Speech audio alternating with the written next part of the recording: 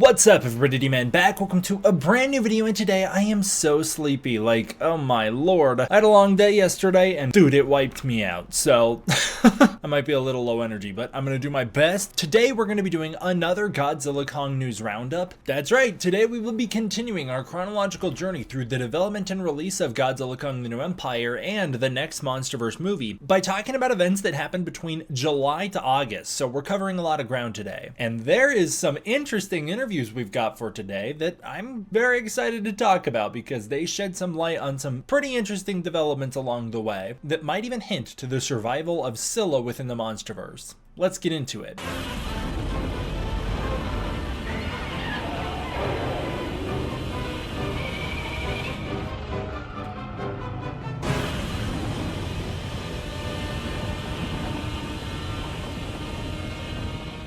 Hey, it's me, the D-Man from the intro and outro of the last video, who will not be here for the rest of this video. Because we've got a lot to cover today, we're just gonna do a quick art piece here, and this one comes from my friend Lenny Romero. Lenny's a great guy, I know him personally, he's so awesome, and all of his artwork is so amazing, so I want to show this off and shout it out. This is Godzilla suplexing Kong in Egypt, one of the most iconic moments in the New Empire. It is so much fun. I love this artwork so much. Always love Lenny's artwork because it's hand-drawn and it's just beautiful. It's gorgeous. I've always been such a huge fan of him. I love this piece. It just looks incredible. It's a great angle of the suplex too, kind of a better angle than we get in the movie. It just looks awesome, and the whole thing turned out fantastic, so please go send some love to Lenny. He really deserves it. He's so great. Love the extra detail of the people on the pyramid during this too. All right, let's get into the rest of the video. Please remember to like and subscribe. We're so close to 100,000 that let's get there. That'll be so awesome, and enjoy. On July 4th, Godzilla Kong: The New Empire hit Max. It was officially streaming. I talked about this in the last video, but it did have an ASL version, which I think is really wonderful for that movie, as it expands the accessibility beyond what you can get with subtitles. Just really great stuff. The Japanese collector's edition Blu-ray was revealed for Godzilla Kong: The New Empire. It looks really beautiful. It's got this beautiful Godzilla Kong slipcover with Godzilla's handprint on the front. I'd expect Kong's is on the back. When you open the front of it up, it reveals the Godzilla Kong Egypt poster, which looks great, and on the inside it's got Godzilla and Kong roaring in Egypt from the movie. It's got a little making of book that comes with it, as well as a multi-disc collection with a 4K, a Blu-ray, and then a special features set. Let's take a deep dive into the making of Godzilla Kong: The New Empire, as some VFX articles were written around this time that give a lot of insight into the making of the movie. The first one comes to us from VFX World, and it was an interview with Weta Workshops. In it, we learned that Weta worked on Godzilla Kong: The New Empire, specifically in the Hollow Earth sections of the film, around the start of the second act of the movie through the beginning of the third act. Out of 417 Hollow Earth shots they worked on, only 9 of them involved any real plates of any live action footage filmed in the movie. On the whole, every single thing you see in Hollow Earth that Weta worked on is entirely generated in CGI. Of these 9 real plate shots, all of them were composite shots, compositing the human cast into the Hollow Earth in the heave while they're in the anti-gravity battle. Everything outside the heave is still CGI. All that they got to work from was the human footage of the cast reacting in the heave itself. Godzilla Kong: The New Empire, turns out, was shot with a lot of funky lenses, which is something Adam Wingard has been praising for a while now. He really likes that aesthetic, but it did result in a super hard time compositing the live action footage with the CGI footage, because they needed to match the exact type of warped aesthetic the real cameras got. They worked on GXK for 56 weeks, with half of that time going to simply building assets such as creatures and environments. They tried to pull as much as they could from the Hollow Earth from Godzilla vs. Kong to give them a jump start, but they wanted to make the Hollow Earth a much more fleshed out ecosystem in this world, and boy, do I think they really improved the Hollow Earth, as looking back, Godzilla vs. Kong's Hollow Earth looks like a bland wasteland that I would hate to be in, whereas the one from New Empire looks like this beautiful monstrous world. I'm really happy with the changes they made. In order to match the lenses used on set for the New Empire, they had to build the VFX in 5K resolution, which meant adding extra texture and detail to everything from where it left off in Godzilla vs. Kong. Adam Wingard came to the VFX team right away. To be honest with you, this part of the interview kind of annoyed me, and I don't want to be too negative, but if you want to hear my thoughts on this, go watch my recent video about how to pull off scale in kaiju films. I worked really hard on the video, I'm very proud of it, and in it I do a deep dive into what makes makes kaiju films rather than just superhero films. And here we find out Adam Wingard came to the VFX team right away and told them not to worry about scale or speed of the kaiju. He told them to put the camera on the kaiju as if they were actors and just let them move like actors would. That way the battle scenes are more exciting. The animators found this to be really difficult because it obviously destroyed the scale of the movie and made it so that what's the point of having them be kaiju in the first place? And so instead the animators tried really hard to add subtle details like rocks and dust being kicked up by the kaiju, as well as waterfalls and splashes and environmental factors that still lend a subconscious feeling to these creatures that make them feel huge. And they said it was really hard to do this because while moving the kaiju that fast as they do in New Empire, it breaks our perception of physics into this weird uncanny valley. And so the animators had to be super careful with just how the kaiju moved so that they could keep the sense of physics intact while playing with the kaiju the way Wingard wanted. For the environmental factors, they took advanced physics simulations developed for Avatar 2 and turned the gravity down on them so that things moved in a way that felt right. For the animation itself, they worked with motion capture actors to get a consistent performance for the kaiju across the whole film in order to better understand the kaiju and how they move quickly at near human speeds without losing that giant factor that makes them monstrous. They then keyframe animated the entire movie over the mocap actors, with their mocap performances being more of inspiration rather than an actual performance. It was kind of a very similar process to what happened with Godzilla King of the Monsters. On the whole, the mocap is mostly there so that they can understand the way this creature moves rather than matching the performance frame by frame. It does also lend a more personal touch to the close-up sequences of their faces and to their performances, as they have somebody who is actually acting out these facial expressions and emotions to base their performances on. One way that they tried to create weight in this movie was to make sure that the camera movements were always motivated with the character movements on screen in order to emphasize those characters' movements. They also tried to create a subtle handheld feel for the CGI sequences. Lots of the work they did with the previs for this movie was actually undoing the previs in order to understand how to improve it while still keeping what the director liked about that previs in the first place. They said that one of the main benefits of working with Adam Wingard a second time on this movie, returning from Godzilla vs. Kong, was that there was a lot more trust involved, and so they were handed previs that wasn't as polished or as intense kaiju designs at the start. That way they could take the previs and use it as inspiration and a jumping off point rather than matching it frame by frame, and that way they could also model the kaiju as needed without breaking their models by trying to stick to a concept art design that doesn't translate to screen. So instead they were simply given rough details, rough previs, pretty solid kaiju designs, and then the VFX artists were able to take those and launch off from there and make them how they needed to for the movie.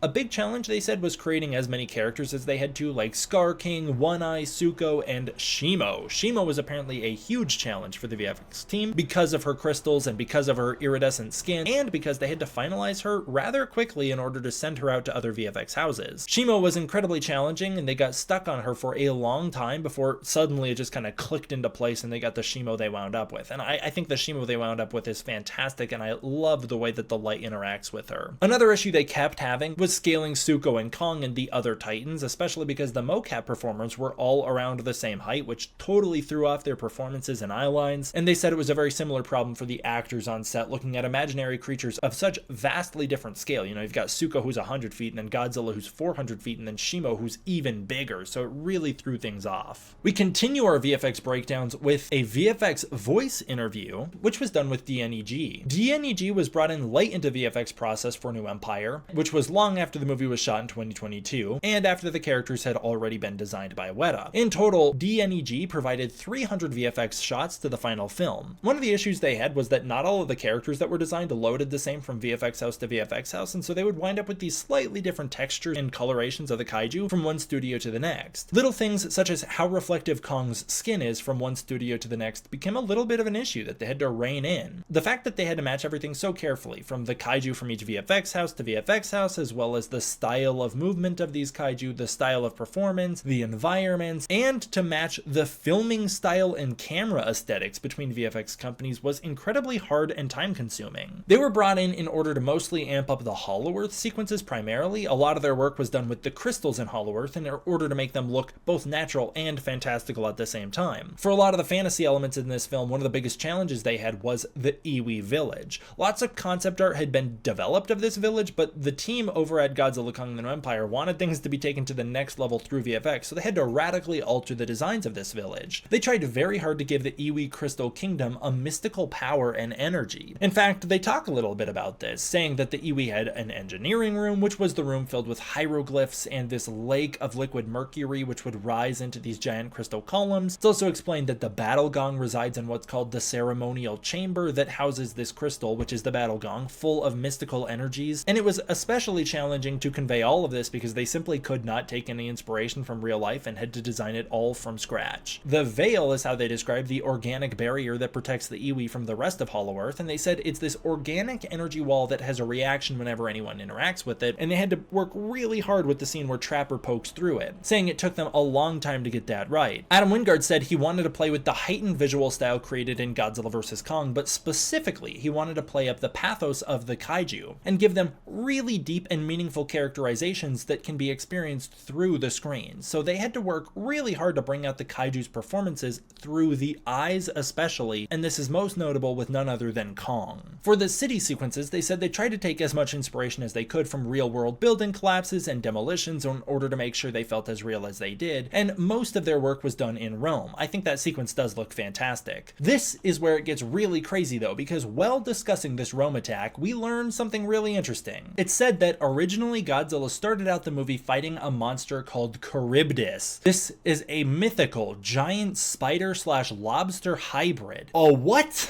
It's kind of confusing what they're talking about here, because they go on to explain that Wingard wanted to amp up the way this creature looked, and so they give it a much more vivid color scheme than they started out with and made some design changes to it. The VFX supervisor says that Godzilla, Kong, and Charybdis appeared in other films, but they wanted to change the way these kaiju looked and the way they moved in this movie in order to make them feel more interesting. Then they say, which I think is pretty cool, that a lot of this scene of Godzilla fighting Scylla uses plate photography filmed in the real world during additional filming on Godzilla Kong the New Empire, and they tried really hard to use a lot of this plate filming because it captured Rome in a beautiful lighting where you could see all the details of the buildings being trampled by these monsters. But what is Charybdis? It's not the first time we've heard that Godzilla Kong the New Empire swapped out a kaiju, as the movie originally did not feature Mothra. It featured a monster called Phosphura, or something along those lines, and Phosphura was basically like this sort of sphinx-ish, Egyptian-ish winged creature, which I don't know if I'm allowed to show. Sometimes I do, sometimes I don't. I don't know. I think they're kind of touch and go on it. This was not originally a movie featuring Mothra. Originally, Wingard wanted Mothra in the movie, but Legendary and Warner Bros. Didn't want to spend the money on her, so they used a different creature and then swapped it out with Mothra last second, which is why Mothra kind of comes out of nowhere in the movie. But Scylla and Charybdis are very associated creatures, so is it just that the VFX company didn't know the name of it? I'd be surprised considering they knew the name of One Eye.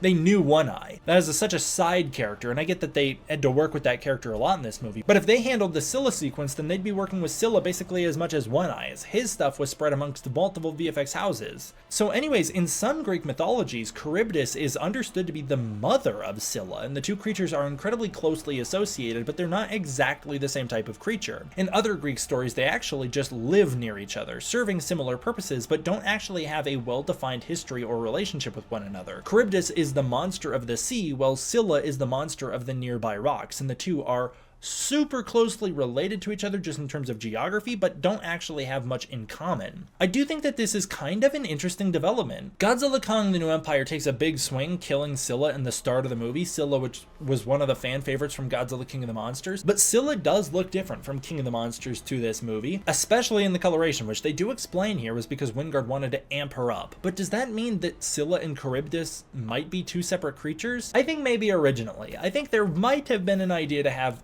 Godzilla fight a different creature at the start of this movie, a Charybdis, more crab-like monster, and they switched it to Scylla because Scylla was a more recognizable figure, because all of the merchandise has referred to this creature as Scylla. You know, we've got the Haya figure now, which is called Scylla. Also, the New Empire's novelization. Also, the comic book Godzilla Kong the Hunted specifically explains how this was Scylla from King of the Monsters and how Scylla got from there to this movie. So it is Scylla that dies at the start of this movie. They have changed it to officially be Scylla. But I wonder if we will ever see a Charybdis monster appear in the future which bears a striking resemblance and relationship to Scylla. That is right in line with what Michael Dougherty was doing with this universe, where the Titans were these mythological creatures brought to life. And while they don't necessarily resemble their mythological counterparts, they do create a sort of inspiration for those mythological counterparts. And I love to return to using myth as our compass for the MonsterVerse. I think that's a fantastic way to go about doing these monsters, to make them elevated into feeling like gods. And I would love to believe that in the future we could get a Scylla back in action.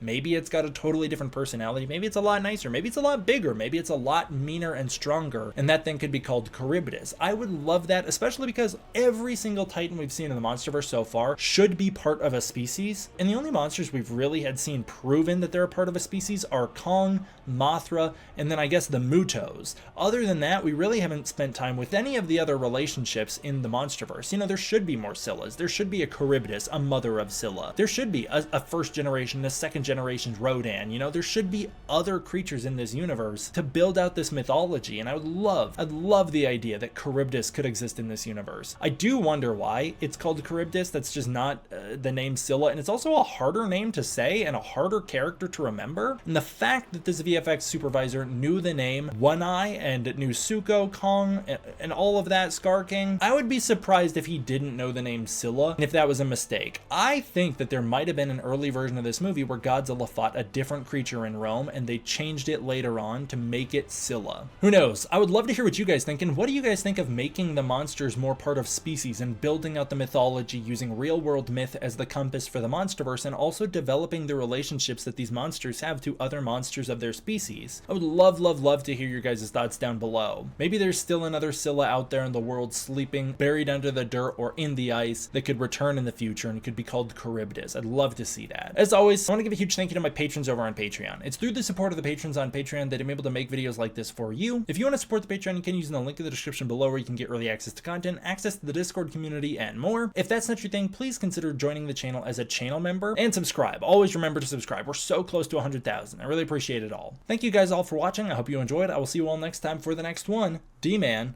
out.